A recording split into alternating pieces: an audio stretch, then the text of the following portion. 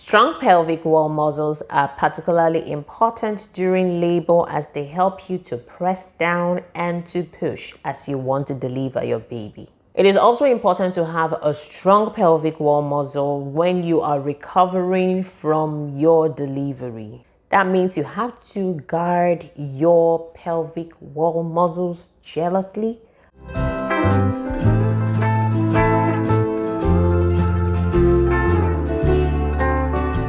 Hi, my name is Javita and we'll be talking about frequently asked questions in pregnancy week 24. We will be talking about FAQs like what is gestational diabetes and how can it be diagnosed? What is colostrum and why am I leaking at week 24? What is linea nigra and why is it appearing at week 24? What developments are happening with my baby this week and my baby's viability? How can I manage swelling on the feet and the ankle at week 24? So about the pelvic floor, you have to engage in some pelvic floor exercises to strengthen the pelvic floor so that it stays intact for you even while you need to deliver your baby and even after delivering your baby. This will help you to have a wonderful delivery and reduce the risk of having postnatal complications. Gestational diabetes happens when you have too much glucose in your blood during pregnancy. GD is usually diagnosed in the middle stage of your pregnancy by doing a simple blood test, which your medical practitioner would be doing for you. If left untreated, GD can cause complications for you and your fetus. Gestational diabetes occurs when your body cannot make enough insulin when you're pregnant. Insulin is a hormone produced by your pancreas, and this insulin acts as a key that lets blood sugar into the cell of your body, which is more like an energy for us. If that is understood, then the warning signs of gestational diabetes are sugar in your urine, frequent urination, fatigue, unusual thirst, nausea, blurred vision, and vaginal, bladder, and skin infections. To diagnose gestational diabetes, you may have to do the glucose challenge test, the oral glucose tolerance test, or you have to do both of them. These tests show how well your body uses glucose. What is colostrum and why am I leaking at week 24? In pregnancy, your breast may have to produce milk weeks or months before your due date. If you are leaking as far as week 24 is concerned or anything beyond week 24, you're leaking, then that's milk or that substance coming out of your breast is called the colostrum. This is the first milk that your breast makes in preparation to feed your baby. Leaking is normal and it's nothing to worry about. You know, some women may actually be worried about this discharge or this leaking that's happening because they feel their breast milk will finish before their baby is born. Well, I have good news for you. There's nothing wrong with it. The birth of the baby and the delivery of the placenta sends a message to the brain that it is time to breastfeed. So you will never run out of milk. Provided your baby is sucking from your breast, you will definitely have enough milk, mature milk for your baby. In case you don't know what the colostrum looks like, it could be orange, it could be yellow, it could be white, and it could be transparent. But typically, the colostrum is yellow because it contains beta carotene.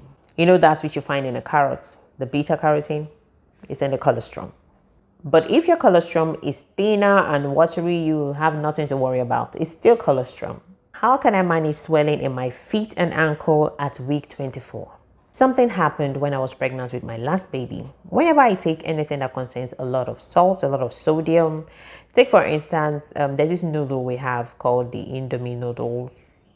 Well, that's about the one I take the most. It makes me swell, not just on my feet, on my ankle. It makes my face swell. It makes me really swell. And when I noticed that, I had to stop taking it. Not like there's something wrong with the product, but the sodium content is high. So if you're somebody who likes taking Indomie, you can't do without Indomie. Please limit your Indomie intake or just don't take it until you deliver. Or just know how you ration it as far as your lifestyle is concerned, be it pregnant or not pregnant. I can remember then there's this thing they call nzu. I'm Igbo, if you know what I'm talking about. Some people call it calabar. I don't know what it's called in English. Is it bentonite clay? I'm not sure.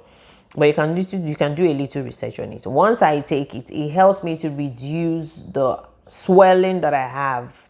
It helps me to reduce, brings me back to normal, and I don't swell that much. I'm not in any way prescribing it for you. That is what I used, and it worked for me. While some people will say it makes you dry, it makes you lose some blood and all that, I don't believe in all that. It worked for me. I used it the period when I was pregnant, and I definitely am not addicted to it, and I do not take it even now. So if it works for you, fine, but I'm not recommending it anyway. So that was what I used, and it helped me to slash down my water retention, or the water retention I had then. I didn't have so much water retention when I was pregnant because I was using it. So the bottom line is, stay away from foods that have a high quantity of sodium, however it is, or whatever it is that you react to. It's always good to actually monitor yourself while you're eating or engaging in one activity or another. If it makes you feel inconsistent in the way you would have looked, feel, or felt, or has a way of affecting your comfort, you have to take note of all those things and ensure you are on track as far as taking the right precautions are concerned. Swollen feet are one of the joys of pregnancy. Fine, discomfort. Well, you're not going into pregnancy for comfort, are you? So if you have a swollen feet, that's one of the joys of pregnancy. If you have stretch marks, that's one of the joys of pregnancy. But you can actually do some things to help yourself if you feel uncomfortable about them. Now, one of it is to take potassium-rich food if you have a swollen feet, if that is what is common with you. And that means you're going to be saying hello to bananas all the time and hello to plantains all the time. Please don't fry your plantain all the time. Don't. You don't want to take too much oil, do you? At this stage of your life, every little thing is going to make you blow up. Take enough water, not lots of water. Take enough water and elevate your feet. Like I said in the other video, if you have not seen it, you can just go and check it. One of the tips that I gave there for swollen feet and ankles. Take water, adequate amount of water, and lift your feet. And you can also use your partner. Your partner can actually help you massage your leg. You know, one of those times where you be gisting, talking, deliberating on your baby's name, or talking about something important. Just simply place your foot on your partner's leg, or your feet on your partner's leg, and let your partner, your husband, massage your feet. It's part of it, bonding. What is linea nigra, and why is it appearing at the 24th week of pregnancy? You know that line that walks from the top of your tummy down to your navel and down there? That's what we call the linea nigra. The linea nigra is caused by an increase in hormone, and once your baby is born, it disappears. It is more noticeable in women with dark skin and dark hair. The linea nigra appears because of a high hormone level, especially the estrogen and the progesterone. In some cultures, the linea nigra have some beliefs attached to it, saying the color, how dark the linea nigra is or how light it is, determines the baby's gender. That being said, if you have any concern regarding your skin as far as pregnancy is concerned, and as far as this journey is concerned, you may have to consult your doctor so you'll be clear and have ease of mind till the end of this pregnancy. What developments are happening with your baby at week 24? Your baby is about 1.5 inches long and is gaining 6 ounces per week. Much of a baby's weight comes from the growing organs, the bones, the muscles, and the accumulated fat. Your baby is still sporting white hair, white eyebrows, and white eyelashes, and all of these are yet to get their pigments.